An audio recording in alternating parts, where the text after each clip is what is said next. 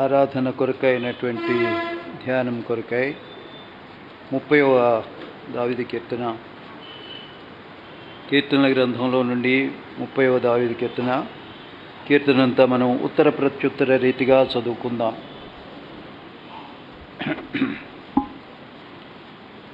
యెహోవా నా శత్రువులను నా విషయమై సంతోషింపనీయక నీవు నన్ను ఉద్ధరించి ఉన్నావు. అందుకై నేను నిన్ను కొనియాడుచున్నాను. యెహోవా, పాతాళములో నుండి నా ప్రాణమును లేవదీసితివి. నేను గోతిలోనికి దిగకుండా నీవు నన్ను బ్రతికించితివి. ఆయన కోపము నిమిషమాత్రముండును, ఆయన దయ ఆయుష్కాలమంతయు నిలుచును. సాయంకాలమున ఏడ్పు వచ్చి రాత్రి ఉండినను ఉదయమున సంతోషము కలుగును. యెహోవా దయ కలిగి నీవే నా పర్వతమును స్థిరపరచితివి. నీ ముఖమును నీవు దాచుకొనినప్పుడు నేను కలత చెంది తిని. మన్ను నిన్ను స్తుతించునా, నీ సత్యమును గూర్చి అది వివరించునా. నా ప్రాణము మౌనముగా నుండక నిన్ను కీర్తించున్నట్లు నా అంగలార్పును నీవు నాట్యముగా మార్చి ఉన్నావు. ప్రార్థన చేసుకుందామండి. జీవం కలిగిన మా పరలోకపు తండ్రి, మీకు వందనాలు స్తుతులు చెల్లిస్తూ ఉన్నాం. ఈ ఉదయకాలమున మిమ్మల్ని ఆరాధించుటకు వచ్చిన మా మధ్యకు మీరు తీసుకుని వచ్చినటువంటి మీ దివ్య లేఖన భాగమును బట్టి కీర్తన 30 బట్టి వందనాలు చెల్లిస్తూ ఉన్నాం. ఈ కీర్తనలో మీ యొక్క ఉద్దేశ ప్రకారము ఈ దినమున ఎవరెవరి నిమిత్తము మీరు ఏమి సిద్ధపరిచి ఉన్నారో దానిని నాకు మాకు దయచేసి పంచి ఇవ్వాల్సిందిగా వేడుకుంటూ ఉన్నాం. మానవుని తలంపులు, మానవుని యొక్క ఉద్దేశములు రద్దుపరిచి మీ చిత్తమును బట్టి మీ యొక్క ప్రజలకు మీరు దలచిన మీ మాటలను మెల్లని స్వరం ద్వారా మాకు దయచేయవలసిందిగా మీ దాసుని మీ నోటికి బోరుగా మాత్రం వాడుకొని మీరు మహిమ పొందవలసిందిగా వేడుకుంటూ మమ్మల్ని అందరినీ మీ కృపాహస్తాల యొద్ద అప్పగించుకుంటూ మా ప్రభును ప్రియరక్షకుడైన యేసు ప్రభు నామమున స్తుతించి ప్రార్థించి వేడుకుంటున్నాము తండ్రి. ఆమేన్.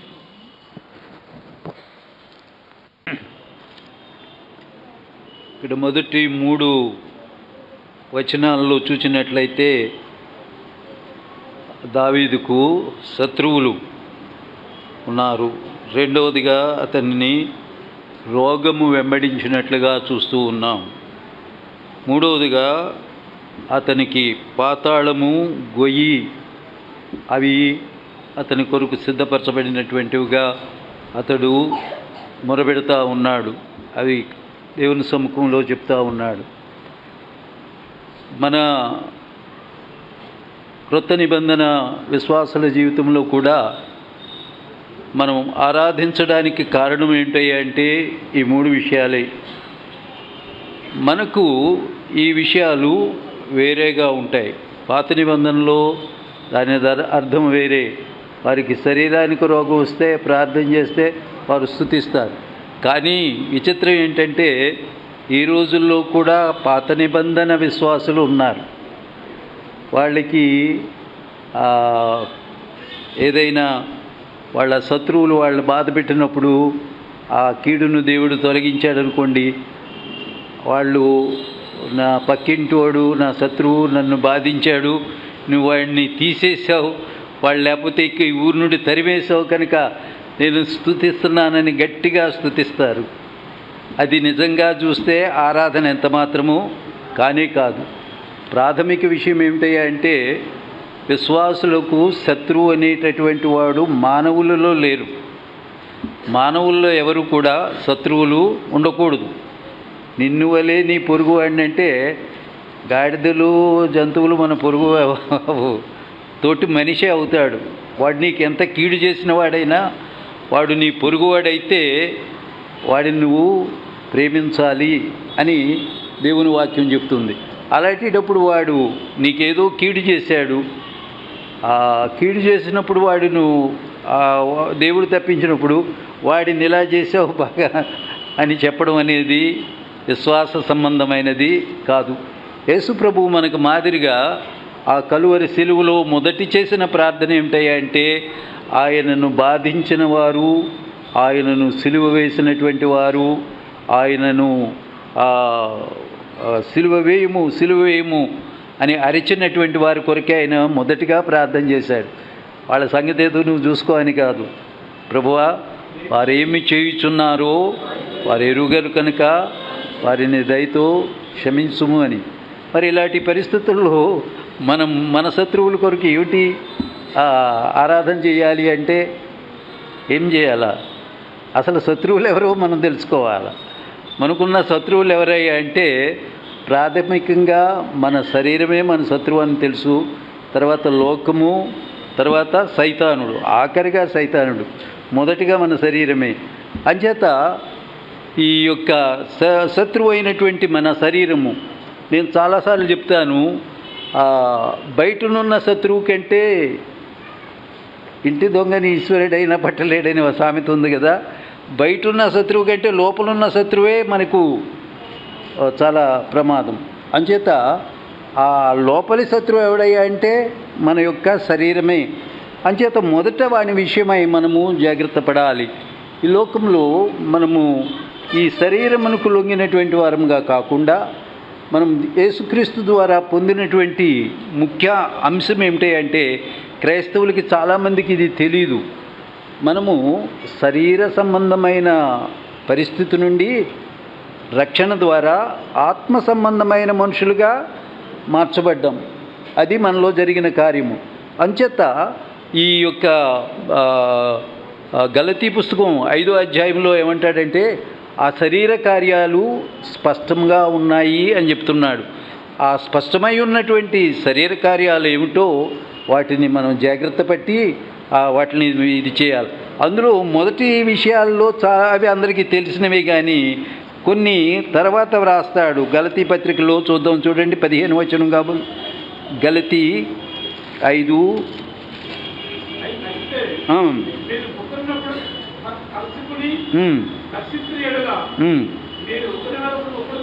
18 నుండి మీరు చదవండి. 17 నుండి, శరీరము ఆత్మకును ఆత్మ శరీరమునకు విరోధముగా అపేక్షించును, ఒకదానికొకటి వ్యతిరేకంగా ఉన్నవి కనుక మీరేమి చేయని నిశ్చయింతురో వాటిని చేయకుందురు. మీరేమి చేయని నిశ్చయింతురో వాటిని చేయకుందురు. ఎందుకంటే మనం బలహీనులం. పౌలు కూడా నేను చేయవలసిన మేలు చేయకూడదు అనుకున్న కీడునే చేస్తున్నానని పౌలు చెప్తూ ఉన్నాడు.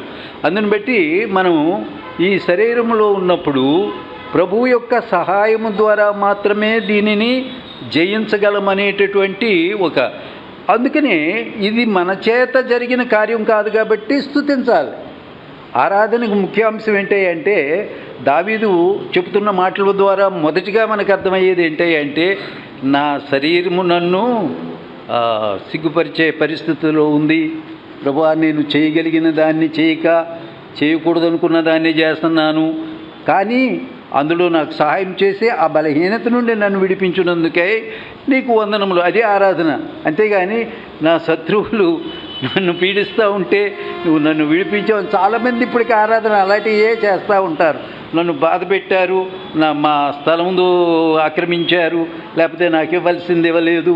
చాలామంది విశ్వాసులు కూడా ఇప్పటికింకా వాళ్ళకి ఎప్పుడో రావాల్సిన దాని గురించి ఇప్పటికింకా ఈరోజు వరకు దాని విషయమై ఎక్కువ ఆలోచించి దానినే ఇతరులతో పంచుకొని, అది చాలా నష్టకరమైన, విశ్వాసులకు ఉండకూడనటువంటి ఇది. అది దాని ద్వారా దేవుడు నీకు ఏ పాఠం నేర్పించాడో అది నేర్చుకోవాలి. కానీ ఆ విషయాన్నే మనం ఇది చేస్తూ ఉంటే మనం పాత నిబంధన వాళ్ళమే కానీ క్రొత్త నిబంధన సంబంధించిన విశ్వాసము ఎంత మాత్రము కాదు. తర్వాత చదవండి, శరీర 19వ వచనం చదవండి. శరీర కార్యములు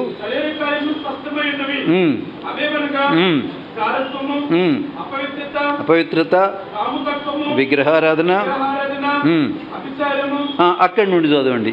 ద్వేషములు, కలహములు, మత్సరములు, క్రోధములు, కక్షలు, భేదములు, విమతములు, అసూయలు, మత్తతలు, అల్లరితో కూడిన ఆటపాటలు మొదలైనవి.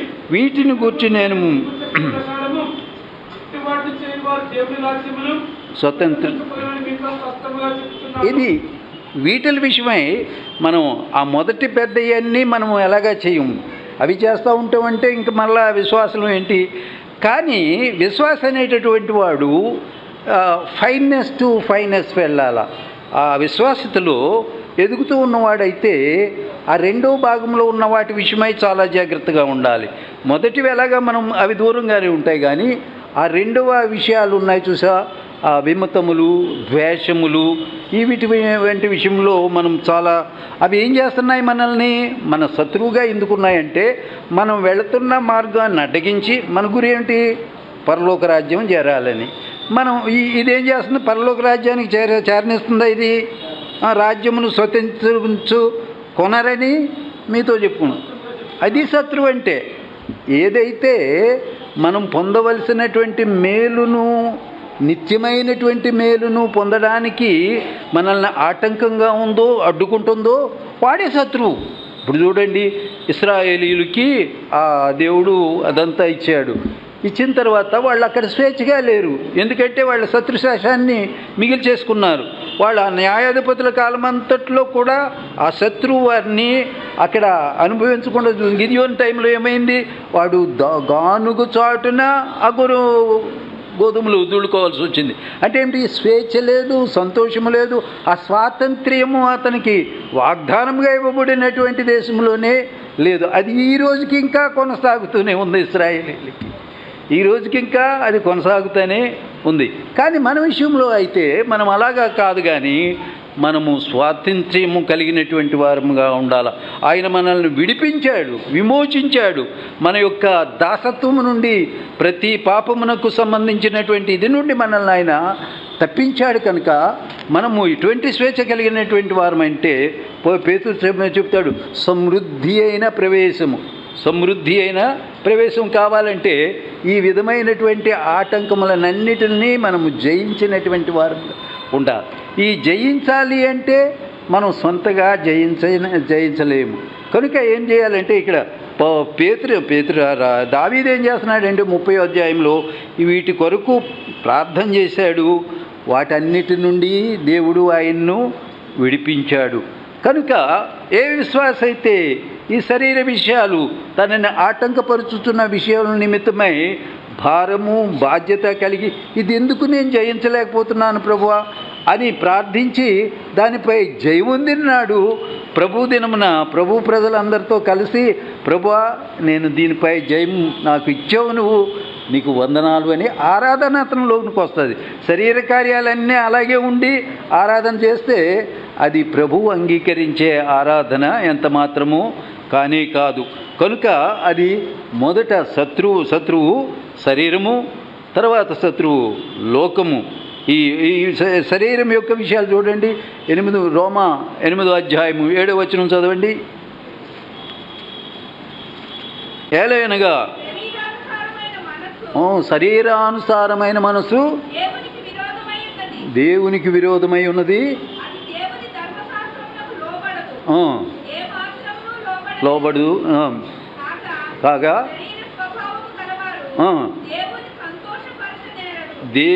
ఆ యొక్క శరీర స్వభావము కలిగినటువంటి వారెవరు కూడా తమ ఆరాధన ద్వారా దేవునిని సంతోషింపనీయరు. కాబట్టి ఇప్పుడు మనం ఆయన్ని ఆరాధించాలంటే మనకేముండాలా, శరీరంపై జయం ఉండాలా. రెండవదిగా లోకంపై కూడా జయం ఉండాలి. లోకం గురించి 1 యోహాను 2:15 ఏమంటుందంటే, ఈ లోకములో ఉన్నవన్నీ ఏంటండి, అది శరీరాశ, నేత్రాశ, జీవబుడంబం. వీటిని మనం విడిచిపెట్టవలసినటువంటి వారముగా ఉన్నాం. శరీరాశను, నేత్రాశను, జీవపు డంబాన్ని మనం విడిచిపెట్టాల. దేవుని బిడ్డలైనటువంటి వారు ఈ మూడిటి విషయంలో చాలా జాగ్రత్తగా ఉంటేనే కానీ దేవునిని సంతోషింపబెట్టలేరు, ఆరాధించలేరు. మనం ఈ లోకము మనల్ని మోసం చేసేదిగా ఉన్నది. చూడండి, హవ్వకు ఎలాగా దేవుడు ఏదైతే తినొద్దని చెప్పాడో దానికి చూచుటకు రమ్యంగాను తినుటకు రుచిగాను ఉన్నట్టుగా మనకు తెలుస్తుంది. ఈ లోకమంతా అంతే. ఈ లోకంలో ఉన్నది ఏంటంటే చూడడానికి చాలా రమ్యంగా ఉంటుంది. Very beautiful, very beautiful. How can I miss it అనేటటువంటి ఇది మనలో అది కలిగిస్తుంది. దాని ఆకర్షణ మనలో ఏం చేస్తుంది అంటే నేను దీనిని ఎలాగా అనుభవించకుండా ఉండగలను, చూడకుండా ఉండగలను, లేకపోతే చేయకుండా ఉండగలను అనేటటువంటి ఇదిని ఆకర్షణ దానిలో ఉంది. ఆ లోకము అంతా భయంకరమైనది. శరీరాశ, నేత్రాశ, జీవబడంబం, పొంగిపోయేటటువంటి స్థితి. ఇప్పుడు చూడండి, ఈ కీర్తనలోని మన ఈ యొక్క దావీదు 6వ వచనం నుండి 6-7 వచనాల్లో పొంగిపోయాడు. దాన్ని బట్టి ఏమైందంటే అతనికి మరలా మొదటి స్థితి కనపడతా వస్తుంది. మన యొక్క బలహీనత ఏంటంటే మనం ఉత్తునే పొంగిపోయేటటువంటి వారం. చిన్న మాట మాట్లాడి పొంగిపోతాం, చిన్న పాట పాడి పొంగిపోతాం, చిన్న ప్రసంగం చేసి పొంగిపోతాం, లేకపోతే ఏదో చిన్న పని చేసి పెద్ద దేవుని రాజ్యానికి ఏదో చేసేసినట్టుగా ఇలాంటి స్వభావం కలిగినటువంటి మనము చాలా జాగ్రత్తగా ఉండాలి. లోకంలో ఏంటంటే అది జీవపు డంబము అనేటటువంటిది చాలామంది పెద్దగా ఆత్మీయంగా ఎదిగిన వాళ్ళని కూడా కింద పడేసింది. సేవకులు సేవ మొదటి ప్రారంభంలో వాళ్ళు ఎలాగొస్తారంటే, ప్రభు కొరకు నాకేముంది, నన్ను అడవిలోకి పంపితే భక్సింగ్ గారు నేను అడవిలోకి వెళ్ళి సేవ చేస్తాను, ఆ దుంపలు ఏవైనా ఆకులు అలా తినిపి సేవ చేస్తానని వచ్చినోళ్ళు ఇప్పటికి ఇక్కడికి వచ్చిన తర్వాత ఇన్షర్ట్లు చేస్తారు, తెల్ల బట్టలు వేసుకుంటారు, అందులోనే మళ్ళా చాలా ఇది చేసుకొని కోట్లు వేయడానికి వస్తారు. ఆ తర్వాత ఇంకా వాళ్ళ యొక్క కారులు, వాళ్ళ మోటార్ సైకిళ్ళు, ఇవన్నీ వీటి అందే మనసు పెట్టుకుని విశ్వాసుల దగ్గర విశ్వాసులను చిన్న చూపు చూసి వాళ్ళే గనులుగా ఉండేవాడు. మేము అనుభవించాము ఇవన్నీ. చదువేమో 8th స్టాండర్డ్ కూడా లేదు ఆ సేవకుడికి. అతని గర్వం చూస్తే ఎలాగుండేదంటే పెద్దవారిని సర్వీస్లో రిటైర్ అవ్వడానికి వచ్చినటువంటి వాళ్ళని, పెద్ద ఆఫీసర్స్గా వారిని కూడా చాలా చులకనగా మాట్లాడినట్లుగా మాట్లాడేవాడు. అతనికి ఆత్మీయంగా అంతస్తు లేదు, శారీరకంగా కూడా అంతస్తు లేదు. కానీ అతనిలో ఉప్పొంగి ఏమిటయ్యా అంటే, నేను వీళ్ళందరూ నా మాట వింటున్నారు, నా కింద ఉన్నారు, ఆఫీసర్లు కూడా నా దేవుడు నా చేతికి ఇచ్చాడు అనుకుంటూ వాళ్ళనే తృణీకరించడం ద్వారా తానేదో పెద్దవాడిని అయిపోయినట్టుగా అనుకునేవాడు. తనకి దేవుడు ఎంత ఇది ఇస్తే అంత తగ్గించుకుని ఉంటే అతడు వర్ధిల్లేవాడు. కానీ అతని సేవలో వర్ధిల్లలేదు. సేవ ఎప్పటికప్పుడు అది రెడ్యూస్ అయిపోతూ వచ్చింది, ముక్కలైపోతూ వచ్చింది, కానీ కట్టబడ్డం మేము చూడలేదు. ఇప్పటికి ఇంకా అలాగే ఉంది. దానికి కారణం ఏమిటయ్యా అంటే మనం హెచ్చించుకొనకూడదు, దీన మనసు కలిగి ఉండాలి. ఎంత దేవుడు మనల్ని యూజ్ చేసుకుంటే అంతగా దీన మనసు కలిగి ఉంటే నిజంగా మనం అభివృద్ధి చెందుతాం. ఈ ఇదేమంటారు, జీవపు డంబం మనల్ని అలాగుంచదు. అది పెద్ద శత్రువు మనకి.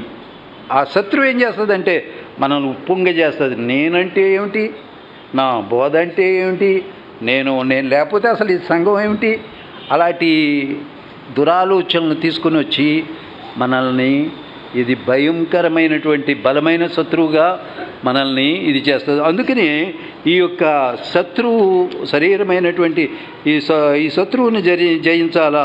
లోకాన్ని శరీరాన్ని జయించినటువంటి వాడు సైతాన్ని ఈజీగా జయిస్తాడు. అది 3వ శత్రువు. ఈ లోకంలోనూ శరీరంలోనూ ఇవన్నీ ప్లే చేసేది ఎవడయ్యా అంటే వాడికి సంబంధించిన ఆ యొక్క ఎక్కడున్నారండి వాళ్ళు, 6వ అధ్యాయం ఏది ఎఫెసీయులకు రాసిన పత్రిక 6వ అధ్యాయం 5వ వచనంలోనే ఎక్కడ ఉంటుంది చూడండి.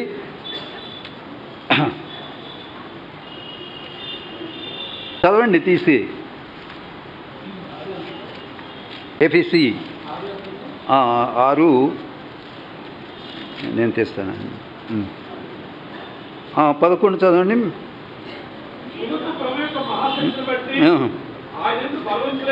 ఉండుడి మీరు అపవాది తంత్రములను ఎదిరించుటకును శక్తిమంతులగునట్లు దేవుడిచ్చు సర్వాంగ కవచము ధరించుకుని ఏలైనగా మనము పోరాడున్నది శరీరంతో కాదు, ప్రధానులతోనూ అధికారులతోనూ ప్రస్తుత అంధకార సంబంధులకు లోకనాథులతోనూ ఆకాశ మండలమందున్న దురాత్మల సమూహంతోనూ ఆకాశ మండలమునందున్న దురాత్మల సమూహములతో మనం పోరాడుతున్నాం.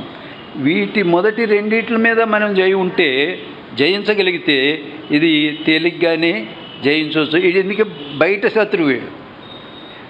మొదటివాడు ఎక్కడ లోపల శత్రువు, రెండోవాడు బయటే కానీ స్ట్రాంగ్, వాడి ఆకర్షణ ఎక్కువ. ఈ మూడోవాడు ఏంటంటే ఆకర్షణలో ఉండి వాడు వర్క్ చేస్తాడు, వీడిని త్వరగా జయించవచ్చు. కనుక ఈ జయాన్ని మనం కలిగినప్పుడు మనం ఏం చేస్తామండి? ఏం చేస్తున్నాడు దావీదు చూడండి. నేను నీకు మొరపెట్టుగా అందుకే నేను నిన్ను కొనియాడుకొనుచున్నాను అని మొదటి వచనంలో అంటున్నాడు. అతనికి ఆరాధన ఎక్కడి నుండి వచ్చింది అంటే తన శత్రువులు, దేవుణ్ణి కొనియాడడం ఎందుకు వచ్చింది అంటే తన శత్రువులపై జయమును పొందినాడు కనుక అతను దేవుణ్ణి కొనియాడుతున్నాడు. ఇప్పుడు ఇక్కడ ఆరాధనకు వచ్చినటువంటి మనము ఒకవేళ ఎక్కడో ఒక శత్రువు, ఇంతమంది శత్రువుల్లో ఆ శత్రువుకున్న బలగంలో ఎక్కడో ఒకటి మీద మనం జయం పొందకుండా ఇప్పుడు ఆరాధన చేస్తాము అనుకోండి. ఆరాధన ఏమిటి? దేవుడు అంగీకరిస్తాడా, సంతోషిస్తాడా అనేది ఆలోచించేసి వాటిని ఏం చేయాలంటే మనం దేవుని సన్నిధిలో ఒప్పుకొనుట ద్వారా వాటిని దేవునికి విడిచిపెట్టి, ప్రభువా దాని నుండి నన్ను తీసివేయి, దాని నుండి నన్ను బలపరచు అని ప్రార్థన చేసి సిద్ధపడి మనం ఆరాధన చేయటం అనేది క్షేమం. రెండోది ఏంటంటే యెహోవా నా దేవా నీకు మొరపెట్టగా నీవు నన్ను స్వస్థపరిచి. స్వస్థత ఎప్పుడు కావాలా? రోగం వచ్చినప్పుడు. ఆ రోగం దావీదికి వచ్చింది కాబోలు అప్పుడు స్వస్థపరిచితివి అని. మనం కూడా మనకి జ్వరం వచ్చినప్పుడు, రొంప పట్టినప్పుడు, లేకపోతే ఏదో ఇదైనప్పుడు మనం స్వస్థత వచ్చిన తర్వాత ఆ రోజు ఆరాధన, నా రొంప బాగా తగ్గించావు కనుక, నన్ను వారం నుండి 2 వారాల నుండి పీడిస్తున్న రొంప తగ్గించావు కనుక నీకు వందనాలు అని చెప్పేటటువంటి వారు.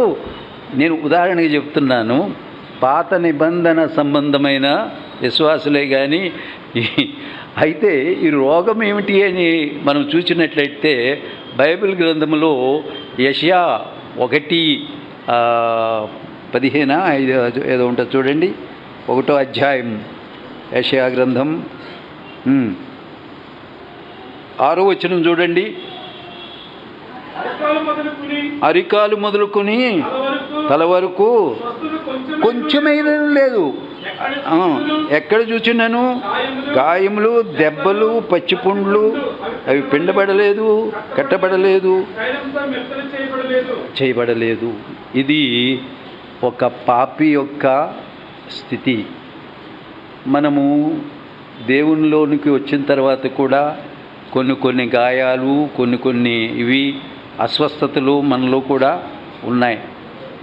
మన తలంపులు సరైనవి కాకపోతే మన తలలో ఉంది, మన నడతలు సరైనవి కాకపోతే మన నడిని అరికాల్లో ఉంది. మొత్తం తల నుండి కాలు వరకు కూడా, అరికాలు వరకు కూడా మనం ఎటువంటి పరిస్థితిలో ఉన్నటువంటి వాళ్ళం, అస్వస్థతలోనే ఉన్నటువంటి వారు. ఈ తల మొదలుకుని అరికాలు వరకు ఉన్నటువంటి ఇదిలో చూడండి, ఒక కన్ను తీసుకుందాం. సహోదరి బ్రదర్ వచ్చే వరకు సీరియల్ చూస్తాను అనుకోండి, బ్రదర్ వచ్చిన తర్వాత కూడా సీరియల్ అవ్వకపోతే ఆయన లెక్క చేయదు. అలాగుంటుంది ఈ యొక్క అస్వస్థత. దాని ద్వారా రోజు ఇలాగే చేస్తుంటే ఆ కుటుంబంలో అశాంతి వస్తుంది, అసమాధానం వస్తుంది. దేవుణ్ణి స్తుతించడానికి, దేవుణ్ణి ఆరాధించడానికి సమాధానం ఉండదు. అదేమైంది అంటే నేను చిన్న ఉదాహరణ చెప్తున్నా. అలాగా నీ శరీరంలో ఉన్నటువంటి ఏ భాగం ద్వారా నువ్వు దేవునికి దూరస్తుడు అవుతున్నావో, ఎక్కడ అస్వస్థత వస్తూ ఉందో నీలో నీవు పరిశీలన చేసుకోవాలి. ఇది అస్వస్థత అంటే. కానీ మన బోధకులు ఏం చేస్తారంటే దీని లెక్క అసలు ఉండదు. మీకు జ్వరం వచ్చిందా, జబ్బు వచ్చిందా, క్యాన్సర్ వచ్చిందా, మీకు ఏం చేస్తామంటారు? వాళ్ళందరూ దొంగలు. నమ్మకండి, బైబిల్ మిషన్కి వెళ్ళే వాళ్ళు దేవునికి విరోధులు. అది వాక్యానుసారమైనటువంటి విషయం కాదు. నేను ఇంత పబ్లిక్గా చెప్తున్నానంటే ఎవరైనా ఒకవేళ ఇంకా ఇదిలో ఉంటే మీరు బయటికి రావాలా.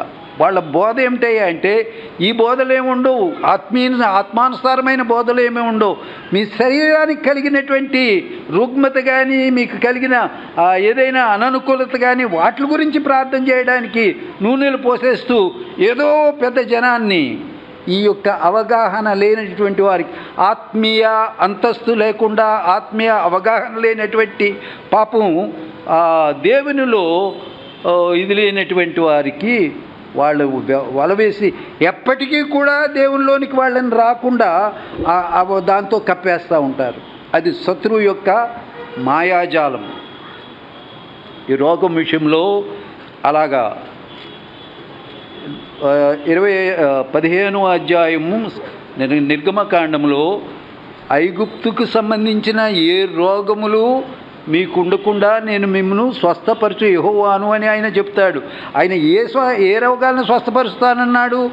ఐగుప్తు రోగాల్ని. ఐగుప్తు అంటే ఏమిటి? నాశనకరమైనటువంటి లోకానికి సాదృశ్యం.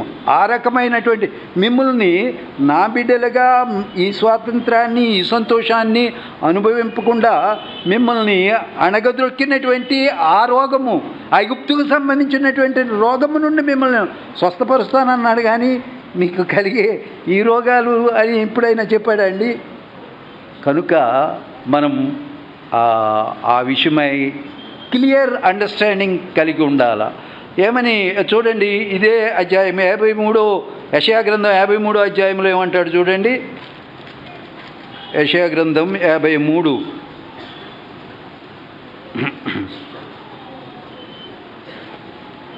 మొత్తం 4వ వచనం చదవండి, 3-4 వచనాలు చదవండి. అతడు తృణీకరింపబడిన వాడు, మనుషుల వలన విసర్జింపబడిన వాడును, వ్యసనాక్రాంతుడుగాను, వ్యాధిని అనుభవించిన వాడుగాను అయ్యాడు. ఎందుకు? మన వ్యాధిని ఆయన తీసివేయడం కొరకై. మనకు సంబంధించినటువంటి ఈ యొక్క వ్యాధి, ఏ వ్యాధి అయితే మనల్ని నిత్య జీవములోనికి, ఈ వ్యాధి ఏం చేస్తుంది? మరణానికి నడిపిస్తుంది. ఈ వ్యాధి, ఆత్మీయ వ్యాధి ఎక్కడికి నడిపిస్తుంది? నిత్య జీవంలోనికి వెళ్లకుండా మనల్ని ఆపేసేటటువంటి ఆ వ్యాధిని ఆయనపై వేసుకుని ఆయన వ్యాధిని అనుభవించిన వాడుగాను. చదవండి.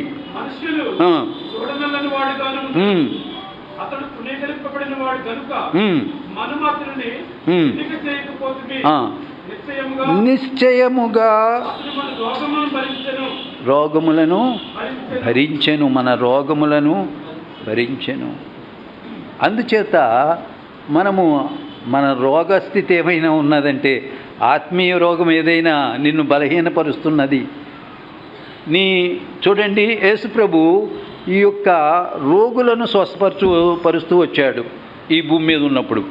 అవి దేనిని మాట్లాడుతూ ఉంటాయి? ఆయన చేతులు బాగు చేయడానికి, కాళ్ళను బాగు చేయడానికి, కళ్ళు బాగు చేయడానికి వచ్చాడా?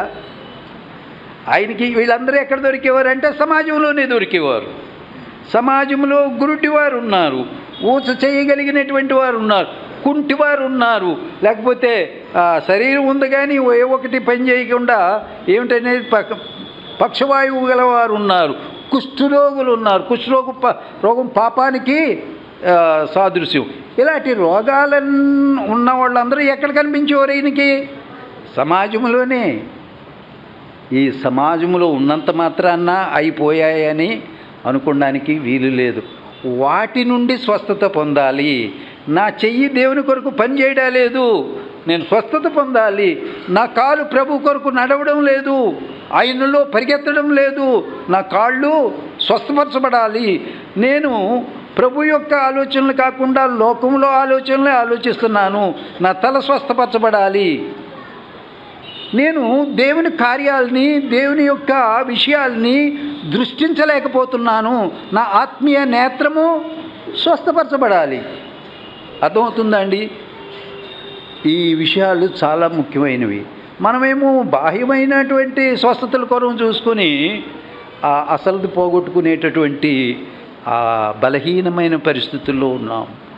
దేవుని వాక్యం మనతో మాట్లాడుతూ ఉంటుండగా మనకు సంబంధించినటువంటి ఆత్మీయ రోగములను, ఒకవేళ కుట్టితనం ఉంటే కుట్టితనం. ఎందుకు చాలామంది ఆత్మీయంగా నడవలేకపోతున్నారు, ఆత్మీయంగా సాక్షులుగా లేకపోతున్నారు. సంఘానికి చాలామంది వస్తున్నారే, నిండిపోతుందే, హాల్ అంతా నిండిపోతుంది. ఇందులో ఎంతమంది దేవునికి సాక్షులుగా ఉంటున్నారు? దానికి కారణం సమాజంలో ఈ గురుడివారు, కుంటివారు, చెవిటివారు, కొంతమంది చక్క వింటున్నట్టు కనబడతారు, వింటారు, చెవులతో వింటారు, కానీ వాళ్ళకి ఆత్మీయ చెవులు లేనందువలన అది వెళ్ళవలసిన చోటికి, అది ఉండవలసిన స్టోర్లో అది ఉండడం లేదు. ఈ చెవిలో నుండి వచ్చి ఈ చెవిలో నుండే వెళ్ళిపోతున్నట్లుగా ఉంది. అది చాలా పెద్ద బలహీనత. యెహోవా దేవుడు మొదటి నుండి తన ప్రజలతో చెప్పిన మాట ఏంటంటే, అనేక సార్లు, ఎవరైనా లెక్కపెట్టి ఇన్నిసార్లు అన్నాడు అని చెప్తే బాగుండు, అది కూడా ఉంటుంది. తన ప్రజలతో, ఇశ్రాయేలు నేడు నీవు నా మాట వినిన ఎడల ఎంత మేలు అని చెప్తాడు. ఆయన మాట వెనకే ఇశ్రాయేలీలందరూ చెడిపోయారు. కారణం వారి చెవులు మందముగా ఉన్నవి, లేకపోతే చెవిటితనంతో ఉన్నారు. వాళ్ళు దేవుని కార్యాలన్నీ కళ్ళారా చూశారు. మనం కానీ ఆయన సముద్రాన్ని పాయలు చేయడం చూస్తే మన జీవితంలో మర్చిపోం. ఇశ్రాయేలీలు ఎంత పసివాళ్ళు అంటే, వాళ్ళు కళ్ళారా ఆ యొక్క సముద్రం పాయలుగా చేయబడి ఆరిన నేలను నడిస్తే వాళ్ళకి ఏమీ పెద్ద అంత, అప్పటికప్పుడు 15వ అధ్యాయం మొదటంతా ఆరాధన చేశారు, మళ్ళా ఆ అధ్యాయం చివరికి వచ్చేటప్పటికి ఇది చేశారు. ఏం చేశారంటే సడిగారు. అరే, అంత సముద్రాన్ని పాయలు చేసిన దేవుడు మనకి నీళ్ళు ఇవ్వలేడా అని ఆయన్ని అడగడం లేదు, సడిగారు. మన పరిస్థితి కూడా చాలా పర్యాయములు అంతే. అలాగే ఉండి మళ్ళీ దేవుని స్తుతించే వారంగా వస్తూ ఉంటాం. మన స్తుతి ఎక్కడికి వెళ్తుంది అనేది పరిశీలించుకోవాలా, మనం ఆరాధన ఎక్కడికి వెళ్తుందో అనేది మనం పరిశీలించుకోవాలా. కనుక ఈ యొక్క రుగ్మతలు, రోగములు మనకు అవి స్వస్థపరచబడడం కొరకే ఆయన 4వ వచనం ఏమంటే, నిశ్చయముగా అతడు మన రోగములను భరించెను, వ్యసనములను వహించెను. అంచేత ఆ రోగము అనేటటువంటిది ఏం చేయబడాలండి? అది స్వస్థపరచబడాలి. ఆ స్వస్థత ఇచ్చేవాడు ఎవడయ్యా అంటే, మీ అక్కడ ఐగుప్తు రోగములన్నిటిని నేను స్వస్థపరుస్తాను, స్వస్థపరచు యెహోవాను నేనే, స్వస్థపరచు యెహోవాను నేనే. కానీ ఏ రోగాల్ని? ఈ రోగాలని బాగు చేయడానికి డాక్టర్లు ఉన్నారు, చాలా నిపుణులు ఉన్నారు, శస్త్రచికిత్స లేకపోతే రేడియేషను ఇంకా ఎన్నో ఇవన్నీ వచ్చేసాయి. ఆపరేషన్ కూడా ఏమీ గాయం లేకుండా చిన్న ఇది ద్వారా పెద్ద పెద్ద ఆపరేషన్లు చేసేస్తున్నారు. ఇంత ఇది ఉంటుండగా మనం ఈ స్వస్థతల కొరకు ఎందుకు దేవుణ్ణి విసిగించాలి? అసలు ఏ స్వస్థతో గుర్తించకుండా. అందుచేతనే మనము సరి అయిన దేవుని పిల్లలముగా, ఇశ్రాయేలీలు ఎలాగ తప్పిపోయారో మనం కూడా అదే జాడ్యంలో ఉన్నామనే సత్యాన్ని మనం గుర్తించి దాని నుండి బయటకు వచ్చినటువంటి వారముగా, కొంచెం ఎదిగినటువంటి వారముగా, గ్రహించినటువంటి వారముగా మనం ప్రభువుని ఆరాధించే వారముగా ఉండాలి. మనల్ని ఆరాధికులుగా చేయడం అనేటటువంటిది సామాన్య విషయముగా ఎంచుకోకూడదు. ఆరాధన అనేటటువంటిది ఊరికే నోటి మాటలతోటి లేకపోతే పెదవులతోటి చివరి నుండి వచ్చేది కాదు.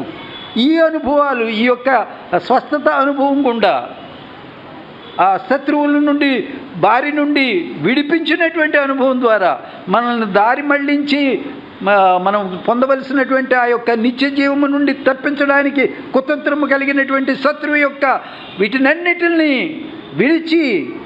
విడిపించి మనల్ని ఆయన బిడ్డలుగా కొనసాగింపజేస్తున్నటువంటి ఆయనను, ఆయన కార్యాలని గుర్తించి ఆ అనుభవం ద్వారా మనం ప్రభువుని ఆరాధించే వారముగా ఉండాలి.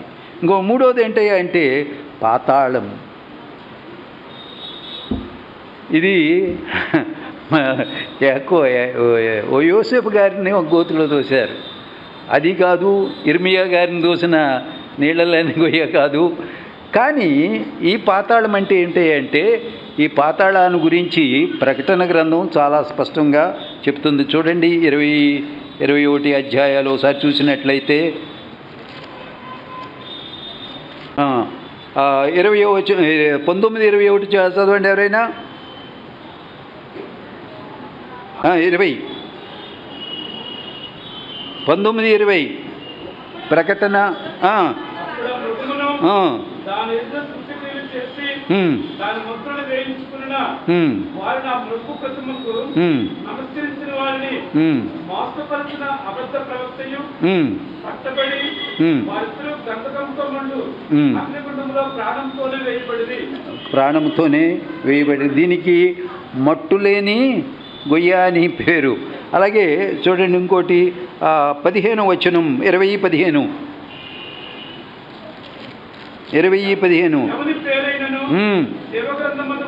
జీవగ్రంథమందు రాయబడినట్లు కనబడని ఎడల వాడు అగ్నిగుండములో వేయబడును. మన పేర్లన్నీ భద్రంగా ఉన్నాయా? మన పేర్లన్నీ భద్రంగా ఉన్నాయా? మన పేర్లు కానీ ఒకవేళ జీవగ్రంథములు వ్రాయబడకపోతే మనం ఎక్కడ ఉండిపోతామండి? అగ్నిగుండంలోనికి పోవాల్సింది.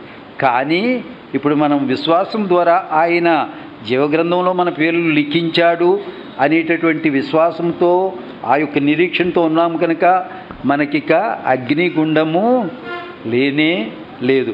మరి చూడండి 21:8 ఎక్కడ వాళ్ళ గురించి ఉంటుంది చూడండి.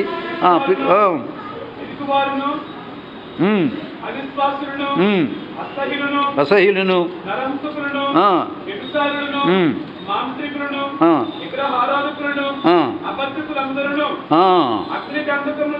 అగ్ని గంధకములతో మండు గుండములో వాళ్ళు పొందురు. అది రెండవ మరణం అని దానికి వేరే పేరు ఉంది. 2 పేర్లు దానికి. ఈ రెండవ మరణం నుండి మనల్ని తప్పించి నిత్య జీవంలోనికి మనలను ఇది చేశాడు కనుకనే మనకు ఈ గుండము లేదు. కానీ ఎప్పుడు లేదు? మనము రక్షణ పొందక పూర్వము మనం అదే మార్గంలో వెళ్ళి ఆ గుండంలో పడవడానికి సిద్ధంగా ఉన్నాం. కానీ ఇప్పుడైతే ఆ గోతి నుండి, ఏ గోతి నుండి అండి?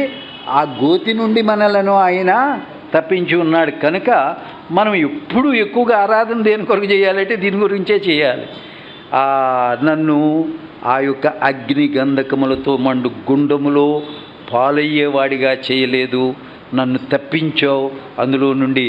నా కాలు జారడానికి కొద్దే ఇది ఉన్నదని చెప్తున్నాడు. తర్వాత చూడండి 40వ కీర్తనలో మొదటి వచనాల్లోనే ఉంటుంది చూడండి. 40వ కీర్తన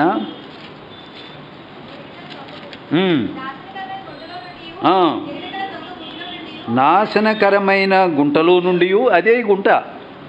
ఏ గుంట? మనం అదే ప్రకటన గ్రంథంలో చెప్పింది, మనం ఇక్కడ చూసేది కూడా అదే గుంట. దాని నుండి ఏం చేశాడండి?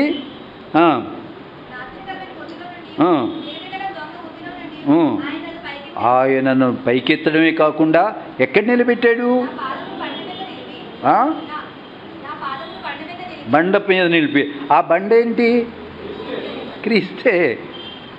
క్రీస్తుపై, క్రీస్తు ఏ స్ట్రాంగ్ ఫౌండేషన్. యేసుప్రభు అంటే ఏంటంటే ఆయన బలమైనటువంటి పునాది.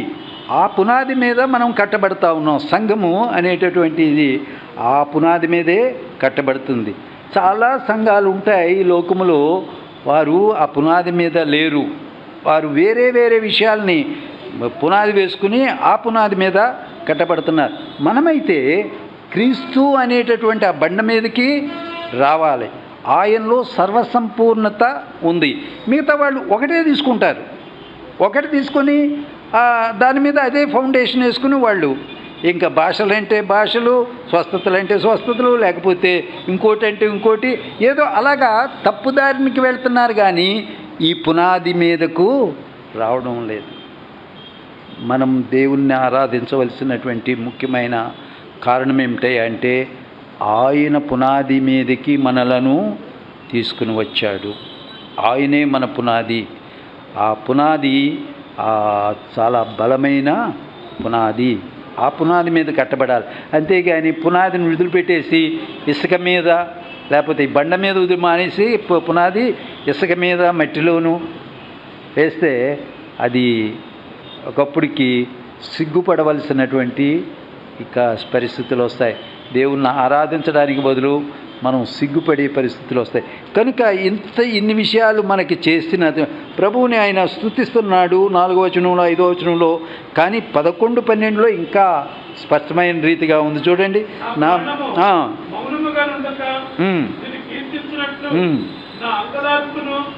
నా అంగలార్పును నీవు నాట్యముగా మార్చివేసి ఉన్నావు. ఈ ఆరాధన అంటే నాట్యమే. అసలు మనం అంగలార్చుతూ ఉండాలా.